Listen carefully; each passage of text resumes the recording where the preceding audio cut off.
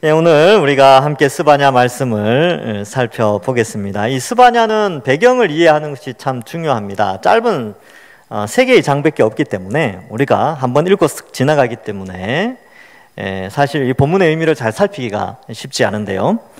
배경을 좀 잠깐 설명을 해드릴게요. 남쪽 유다에 왕들이 많이 있었죠. 여러분 다 외우고 계십니까?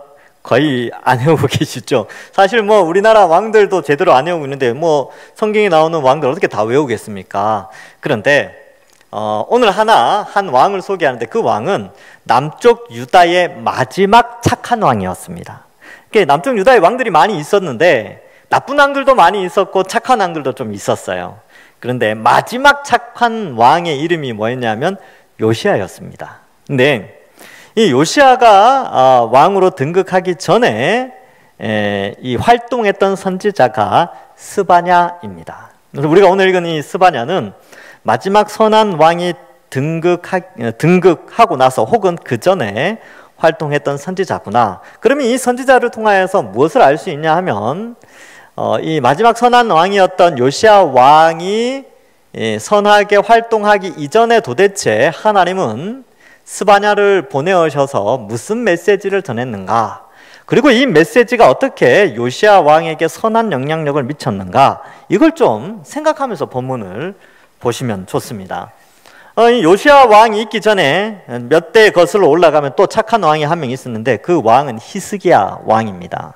근데 이 히스기야 왕이 이제 죽고 나서 악한 왕이 한 명 등장하게 되는데 그 왕의 이름은 므낫세였습니다. 근데 이 므낫세가 12살에 등극을 해서 55년을 통치하게 되는데 온갖 악한 행동을 다 해요. 그래서 이 배경을 잠깐 살펴보겠는데 요시아 왕의 할아버지죠. 그리고 이 므낫세의 치적을 보면 이렇게 되어 있습니다. 이 역대하 33장 1절에서 7절에 보면 므낫세가 왕위에 오를 때 나이가 12세라 예루살렘에서 55년 동안 다스리며 여호와 보시기에 악을 행하여 여호와께서 이스라엘 자손 앞에 쫓아내신 이방 사람들의 가증한 일을 본받아 그의 아버지 히스기야가 헐어버린 산당을 다시 세우며 바알들을 위하여 제단을 쌓으며 아세라 목상을 만들며 하늘의 모든 일월성 신을 경배하여 섬기며, 여기 일월성이라는 것은 해, 달, 별이죠. 4절에 보면 여호와께서 전에 이르시기를 내가 내 이름을 예루살렘에 영원히 두리라 하신 여호와의 전에 제단을 쌓고 또 여호와의 전 두 마당에 하늘의 일월성 신을 위하여 제단을 쌓고 또 흰놈의 아들 골짜기에서 그의 아들들을 불 가운데로 지나가게 하며 또 점치는 사술과 요술을 행하며 신접한 자와 박수를 신임하여 여호와 보시기에 악을 행하여 여호와를 진노하게 하였으며 또 자기가 만든 아로새긴 목상을 하나님 전에 세웠더라. 뭐 이렇게 쭉 기록하고 있어요. 제가 좀 길게 읽었는데 이 므낫세가 무슨 일을 했냐면 예루살렘 성전 안에 이 바알 신상과 아세라 신상을 세우고 해, 달, 별 신상을 세웠어요. 성전 안에. 세상에. 여러분 교회 안에 이방의 어떤 그 우상 숭배의 어떤 것들을 갖다 놓기만 해도 굉장히 불편한데 아니 세상에 거기다 장소를 마련했어요. 또 신상을 세우고 성전 안에. 놀랍지 않습니까? 이게 가능했다니까요. 므낫세가 그만큼 타락을 했죠. 그 뒤에 또 뿐만 아니라 점치는 자, 무당들, 요술 부리는 자들, 신접한 자. 신접한다는 게 영매한다는 거죠. 그러니까 귀신을 불러가지고 이렇게 막 하는 무당들이 하는 행동이죠. 그러니까 그런 것들에 빠져 있었는데 그러한 것들이 55년간 지속됐어요. 거기에다가 그 아들 아몬이 등극했을 때 2년 동안도 역시 여전히 그 므낫세의 길을 쫓아갔습니다. 근데 이제 그때에 이러한 이 타락한 문화 가운데에 요시아가 등극을 하게 되는데 안타깝게도 요시아의 나이가 8살이었습니다. 초등학교 1학년. 그러니까 초등학교 1학년 때 왕으로 등극했으니까 뭐 통치를 제대로 할 수 있었겠습니까? 그러니까 여전히 그런 상황이 있었는데 그때 많은 역사가들이 아마 그 즈음에서 하나님이 스바냐를 남쪽 유다에 또 예루살렘에 보내셨다 이렇게 해석을 합니다. 스바냐도 사실은 왕족의 일가입니다. 1장에 보면 히스기야의 현손으로 나오고 있지요. 그러니까 귀족 출신이지요. 그래서 이 예루살렘 안에 타락한 그 상황 속에서 하나님이 한 사람을 보내어서 한 나라를 바꾸게 되는데 그 한 사람이 바로 스바냐였습니다. 그러니까 여러분 이 짧은 3장이니까 스바냐가 대단하지 않은 것 같은데 사실은 남쪽 유다 전체를 바꾸는 일에 이 스바냐가 먼저 사용되었습니다. 그리고 이 스바냐의 영향력을 받아서 요시아가 종교개혁을 일으키죠. 그래서 요시아가 16세 때 하나님을 찾아요. 전에도 말씀드렸는데 16세면 중학생이거든요. 중학생들 무시하면 안 돼요. 그래서 이번 여름 수련회 때 또 은혜 많이 받도록 우리 중고등부를 위해서 기도해 주시고요. 그러니까 이 요시아가 이 청소년 시기에 하나님을 만나고 신앙을 회복하기 시작했고 20세 때 청년이 시작되죠. 청년 때 액션을 취하는데 성전 안에 있는 바알상, 아세라상을 다 제거해 버립니다. 그리고 26세 때 hil기야를 통하여서 성전 안에 있는 연복의 안에서 율법책을 발견을 해요. 그리고 전민족적 종교개혁이 26세 때, 요시아가 26세 때 일어나는데 이 요시아의 이러한 신앙의 회복의 단계들을 볼 때 그 영향력의 첫 단추가 누구였냐면 바로 이 스바냐라는 겁니다. 그러니까 이 스바냐의 말씀을 결코 우리는 하루에 그냥 하루 석장, 뭐 주일 5장 읽듯이 그냥 통독하듯이 그냥 쓱 넘어갈 수 있는 그런 주제가 아닙니다. 굉장히 여기에 있는 내용들은 나라의 운명을 결정하는 하나님께서 한 사람을 보내어서 한 나라를 뒤집어 놓는 그 메시지가 스바냐에 기록되어 있다라는 사실을 가지고 우리가 오늘 이 말씀을 좀 접근을 해봐야 합니다. 자, 3장은 예루살렘에 대한 심판의 내용입니다. 앞에서는 어땠어요? 앞에서는 2장에서는 그 남쪽 유다를 중심으로 해서 북쪽에 아수르, 이제 여러분들 입장에서는 이제 동쪽 있죠. 동쪽에 이 모압과 암몬, 서쪽에 블레셋, 남쪽에 그 당시에는 이제 스바냐가 활동할 때는 구스가 힘을 아주 발휘했습니다. 이집트를 점령할 정도로 굉장히 힘을 가진 그 이디오피아였죠. 그래서 남쪽엔 구스. 그러니까 남쪽 유다를 중심으로 해서 예루살렘을 중심으로 동서남북에 있는 나라들이 다 심판을 받을 것이다 라는 내용이 나왔죠. 그런데 3장에서는 예루살렘 역시 이 심판에서 벗어날 수 없다. 단 2장에서 설명된 다른 나라와의 차이점은 뭐냐 하면 돌아오라는 거예요. 회개를 말씀하고 있어요. 이방 나라는 그냥 심판이에요. 심판. 그런데 남쪽 유다는 돌아오라. 회개의 길을 열어주고 있다. 이것을 우리가 살펴볼 수 있습니다. 자, 그러면 한 절씩 살펴보도록 하겠습니다.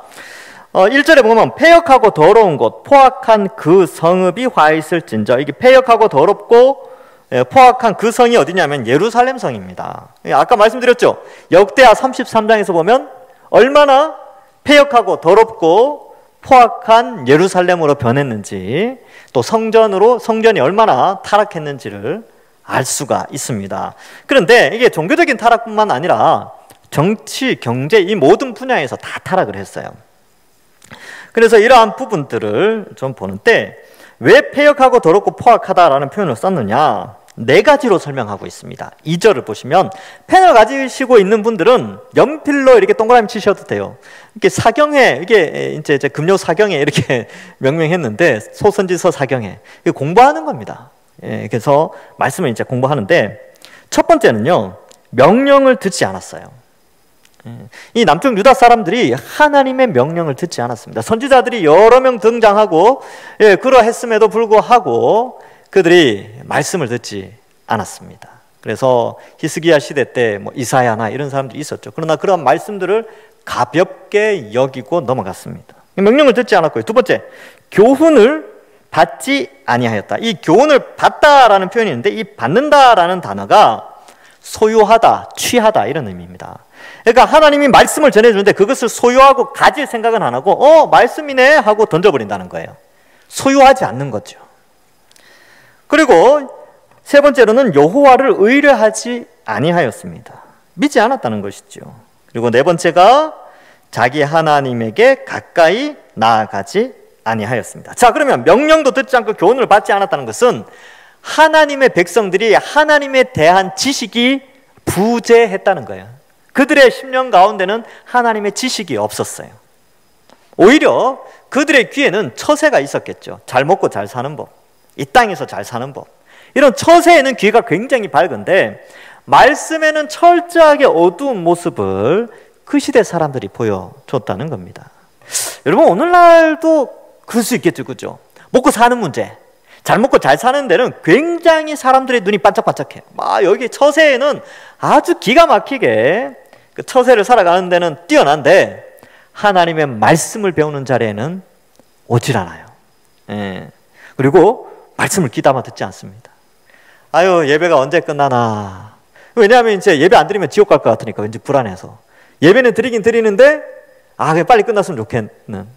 그러니까 그러한 것이 반복되어지고 처세에는 능하지만 말씀에는 부재한, 즉 명령을 듣지 않고 교훈을 받지 않는 삶이 지속되어졌던 것이죠. 이 이스라엘이, 이 남쪽 유다가 그러한 삶을 살았다는 것이죠. 어쩌면 우리의 모습 가운데도 있을 수 있는 부분입니다.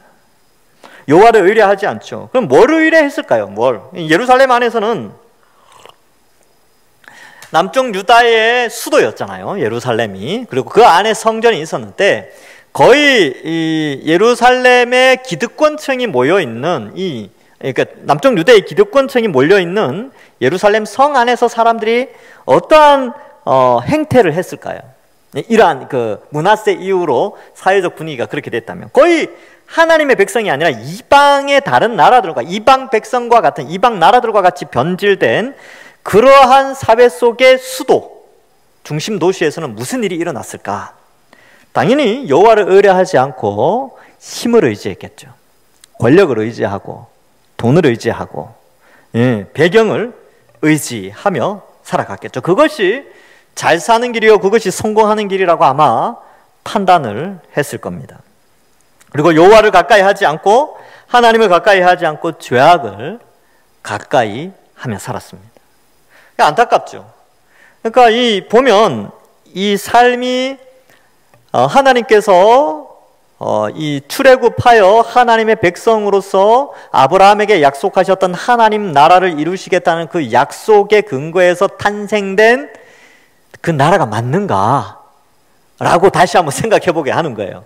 이 나라가 과연 유월절 그 어린 양의 피를 발라서 출애굽 이집트에서 끄집어내어서 만든 나라의 모습이 맞는가? 라는 것을 우리에게 보여주고 있는 것이죠. 우리도 마찬가지죠.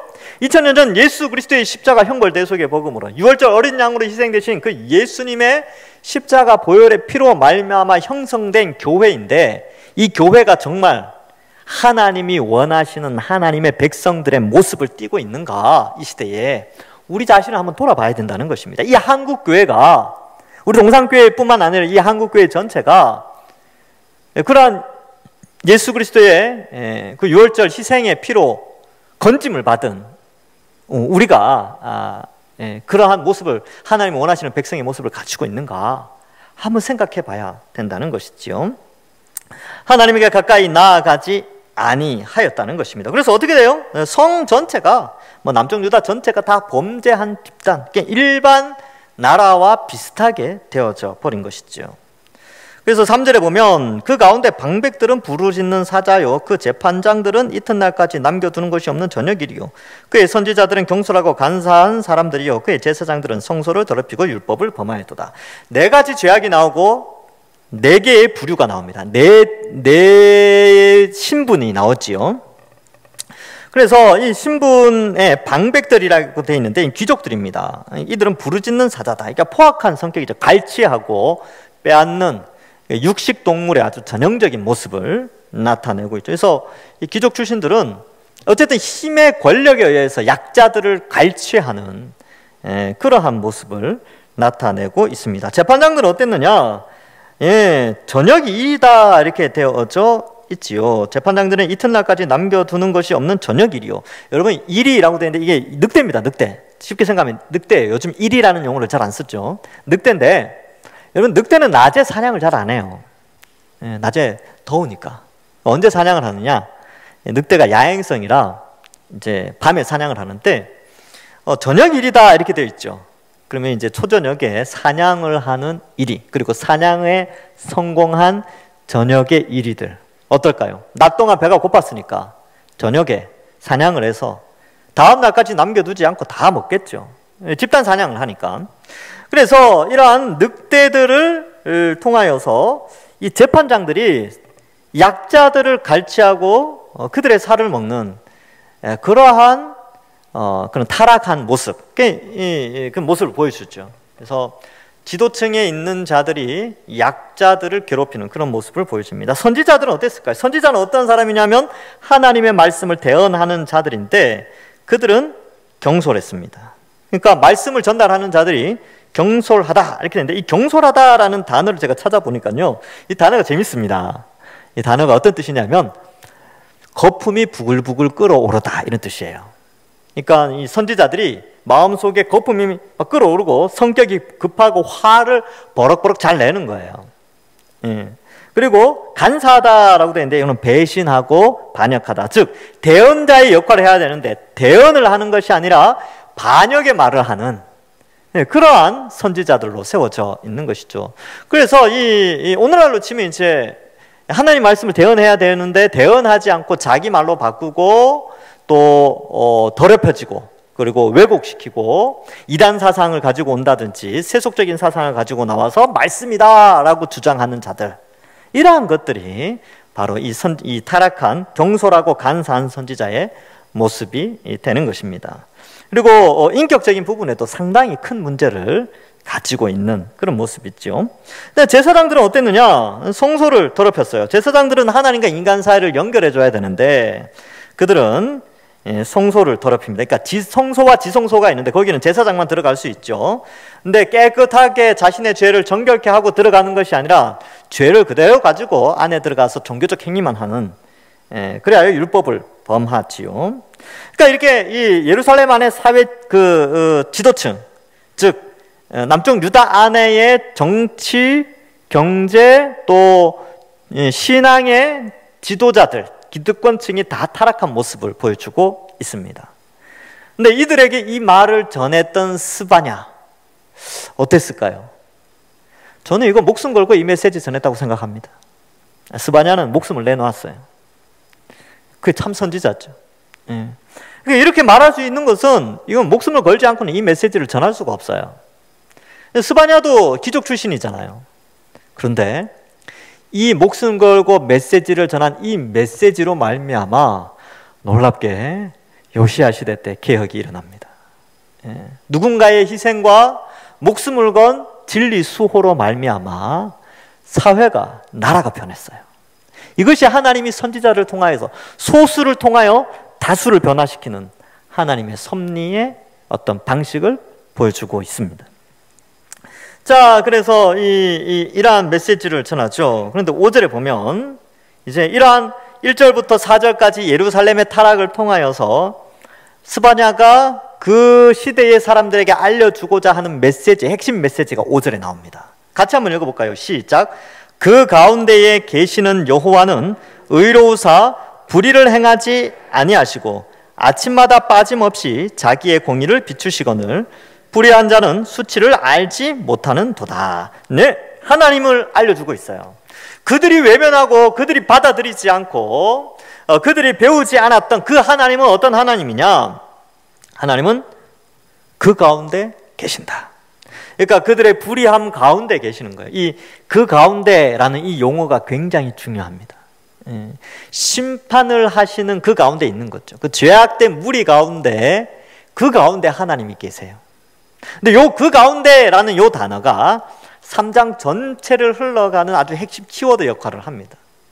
여기 이제 다음 주에 나오는 내용과도 연결됐어요. 그 가운데. 여기 이제 이 선지서를 이해하는데 굉장히 중요한 단어입니다. 그 가운데 계신다.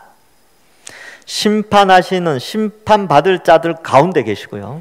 하나님은 구원받는 자들 그 가운데 또한 동시에 계십니다. 그래서 오늘은 심판받는 자들 가운데 계시는 하나님, 그러나 그들에게, 그 예루살렘 사람들에게 돌아올 것을 가르쳐주고 있는 하나님이시죠. 그 가운데 계시는 여호와는 의로우사 불의를 행하지 아니하신다. 앞에 나오는 정치 지도자들, 종교 지도자들하고는 완전히 다른 것이죠. 아침마다 빠짐없다라는 것은 변함없이, 뭐 옛날 번역에는 간단 없이 이렇게 되어 있는데, 빠짐없이, 부족함 없이 하나님은 공의를 비추시고 계시죠.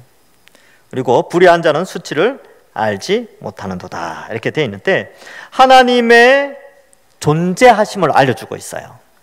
하나님 살아계시다. 하나님은 너희 가운데 계시다. 이것을 알려주고 있죠. 그러니까 이 사람들이 워낙 이 하나님 없음에 대한 게 강하니까 1장 할 때 살폈죠. 실제론적 무신론자, 이런 용어 들어보셨죠? 제가 몇 주 전에 설명해 드렸죠. 신앙생활을 하는데 무신론자예요.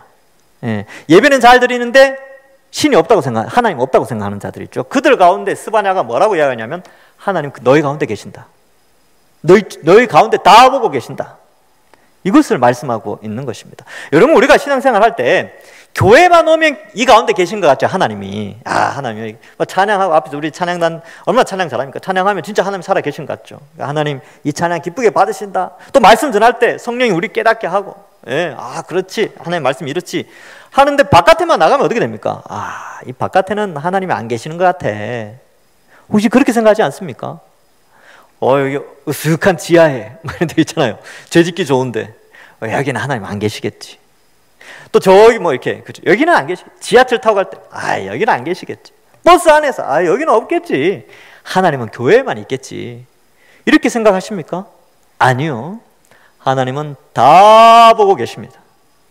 지금 여기에 하나님의 택한 백성들 가운데 함께 이 가운데 계신 하나님이요, 저기 타락한 이태원이나 또 어디입니까?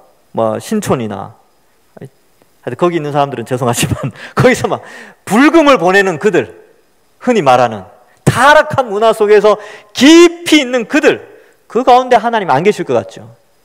거기에도 하나님 다 계십니다. 하나님 다 보고 계십니다. 그리고 공의로 판단하십니다. 언젠가 공의의 하나님이 모든 것을 판단하실 날이 있다는 것을 말해주고 있는 것이죠. 근데 우리는 자꾸 이걸 잊어버려요. 이걸 기억해야 됩니다. 하나님이 모든 것을 보고 계신다. 자, 그래서 6절에 보면, 내가 여러 나라를 끊어버렸으므로 그들의 망대가 파괴되고 내가 그들의 거리를 비게 하여 지나가는 자가 없게 하였으므로 그들의 모든 성읍이 황폐하며 사람이 없으며 거주할 자가 없게 되었느니라. 이 표현은 뭐냐면, 하나님이 공의를 발휘해서 다른 나라들은 이미 다 멸망을 시킨 나라들이 많다는 거예요. 하나님께서 나라들의 운명을 좌우하는 만국의 왕이시라는 것을 보여주고 있습니다. 여러분, 이 지구가 며칠 전에 엊그제인가요? 나로호 2호 나로호인가요? 누리호인가요? 하여튼 이게 올라 성공했잖아요. 쫙 올라오면서 지구가 이렇게 보여지고 지구 이렇게 보이죠. 보니까 어때요? 왠지 하나님 없는 것 같죠? 인간이 위대하게 보이죠? 아니요, 다 보고 계십니다. 하나님 다 아세요. 그리고 전 세계 200여 개국의 나라를 다, 그 나라의 흥망성쇠가 다 하나님 손에 달려져 있습니다. 러시아와 우크라이나 전쟁이 있잖아요. 거기에 하나님 다 보고 계세요. 하나님 선한 뜻이 있을 겁니다. 우린 그저 기도할 뿐이죠. 그래서 이러한 것들을 우리가 생각해 볼 때에, 여러분, 우리는 하나님이 살아계신다, 하나님이 온 세계의 주인이시다라는 것을 명확하게 기억해야 합니다. 이 의식이 있어야 죄에 대해서 민감해지고 죄를 안 지으려고 또한 노력하게 되는 것이지요. 그래서 죄를 안 짓는 것은 사실 은혜를 깨닫고 사랑을 깨달으면 죄를 안 짓는 이런 적극적인 면도 있지만, 이 죄의 결과가 아주 비참하다, 심판이다라는 것을 깨닫고 두려워하는 마음으로 죄를 안 짓는 소극적인 면도 또한 필요한 것입니다. 자, 7절에 내가 이르기를 너는 오직 나를 경외하고 교훈을 받으라, 이제 돌이키라는 거예요. 그래서 이 오늘 설교 주제인데, 나를 경외하고 교훈을 받으라. 이 경외하다라는 말은 두려워하다라는 건데, 여러분, 오늘날 많은 사람들이 자꾸 사랑의 하나님만 강조하다 보니까 하나님 경외 사상이 없어졌어요. 그래서 이 하나님 심판하신다, 하나님 두려워해야 된다, 이 말을 하면 발끈하는, 제가 실제로 제가 전에 있던 교회 청년부 할 때 한 청년 이름도 기억납니다. 말할 수는 없지만 그 친구가 와서 아니 목사님은 왜 하나님 심판을 이야기하냐고. 하나님 사랑의 하나님이신데 막 그런 거예요. 제가 이제 잘 설명해 줬죠. 안 받아들여요. 약간 이제 정신적으로 문제가 약간 있는 듯 했어요. 느낌에.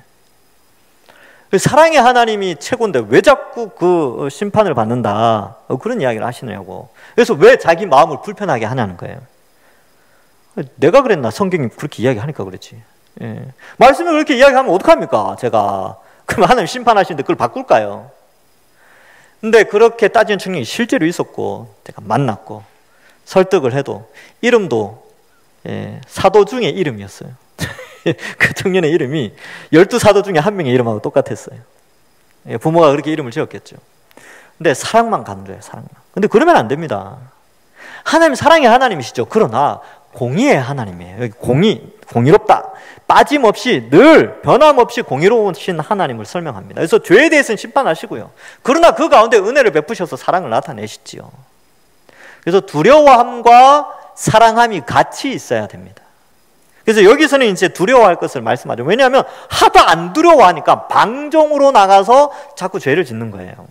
그래서 경외하고 교훈을 받으라. 이 받으라라는 단어 아까 말씀드렸죠. 획득하다, 가지다. 그러니까 하나님의 말씀을 가져야 돼요. 이게 한쪽 귀로 들어서 일로 빠져나가면 안 됩니다. 듣고 마음에 간직해야 돼요. 우리의 중심에 이 복음을 세워야 된다니까. 말씀을 든든히 세워놔야 돼요. 근데 이거를 다 갖다 버리면 안 되는 것이죠. 그래서 이러한 것을 하나님 우리에게 요구하고 있습니다. 그렇게 되면 이렇게 하나님을 경외하고 하나님의 교훈을 받으면 어떻게 되느냐? 그리하면 내가 형벌을 내리기로 정하기는 하였지만 이거 완료형이에요. 이미 정했다. 난 이미 너희들 다 심판할 거야.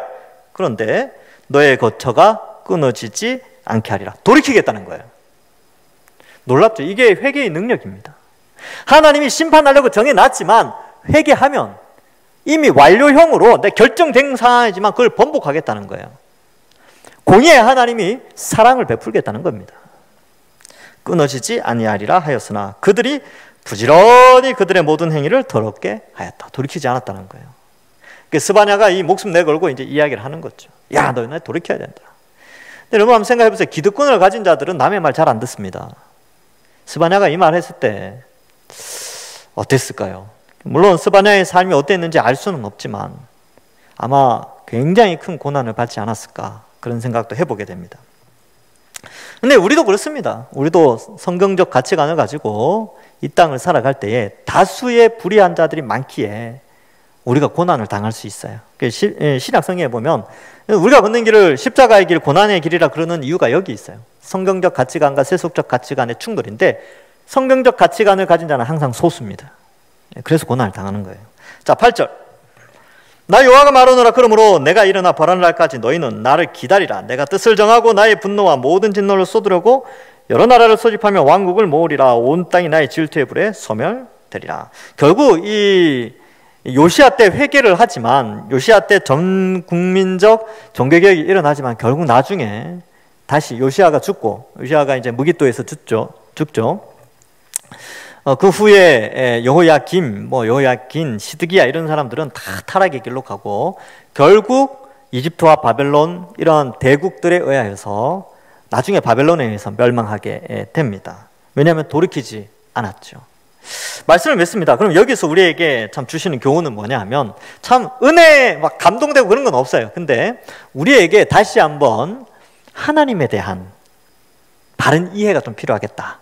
하나님은 사랑의 하나님이지. 십자가를 생각하면 참 사랑의 하나님인데 근데 십자가를 자세히 보면요 공의의 하나님, 죄를 얼마나 싫어하시는가, 그리고 죄의 결과가 얼마나 끔찍한 결과를 가져오는가도 십자가를 통해서 다 보여주고 있습니다.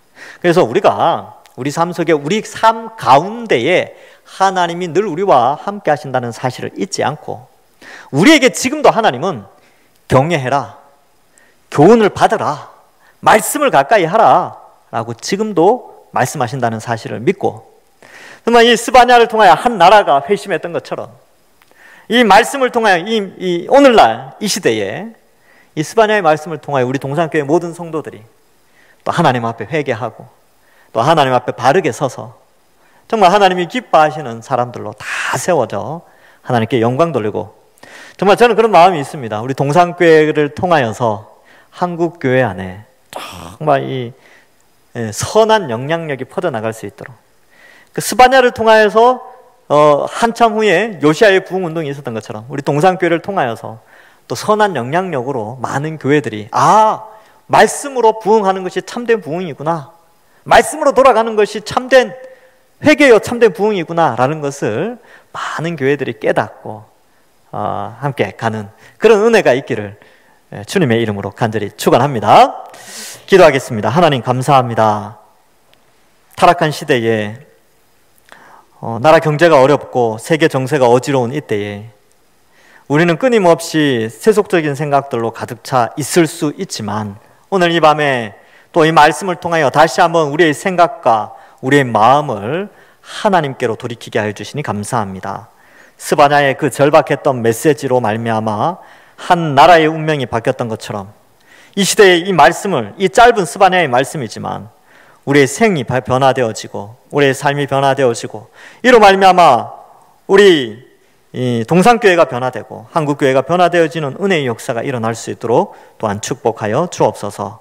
말씀처럼 하나님을 경외하고 하나님의 말씀을 마음속에 깊이 잘 간직하여서 마지막 때에 하나님의 보살핌과 양육하심과 인도하심의 복을 받는 그러한 우리 모든 주의 백성들 되게 축복하여 주옵소서. 감사드리옵고 예수님의 이름으로 기도하옵나이다. 아멘.